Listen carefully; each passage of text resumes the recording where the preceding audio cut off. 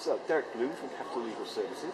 We're here in Malta at an event about opportunities in business jets. Do you view there as being opportunities in business jets and registration? Well, very much so, Stuart. Thanks for letting me say a few words.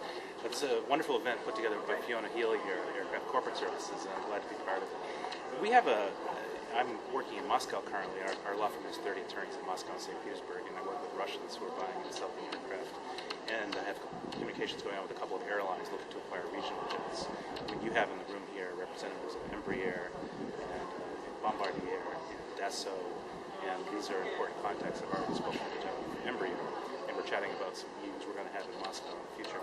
Of course, the Russian market is unique right now because 95% of the business jets and all the corporate, rather regional aircraft, commercial aircraft that have financing are registered not in Russia, but in other jurisdictions. And they're not currently frequently registered here in Malta, but there should be more of that. There could be more of that. How do you view Malta as a jurisdiction in comparative terms?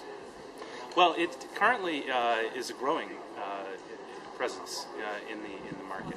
It's competing with the likes of the Isle of Man and other jurisdictions that are focused on developing an aircraft registry and having a lot of aircraft registered in a jurisdiction that wouldn't necessarily be based here physically, of course, but they can be registered here and then operated in Europe or Russia and the CIS, or I see in Africa, but not that I'm an expert on that, but because of the proximity that Malta has to these places makes sense. And Malta can become very attractive for Russian owners because of the ease of registering aircraft here and the relative ease of maintaining an aircraft that's registered under a Maltese flag. As compared to the United States, for example, another place where Russians register aircraft that imposes a lot more restrictions on commercial operation and private operation than perhaps this registry would.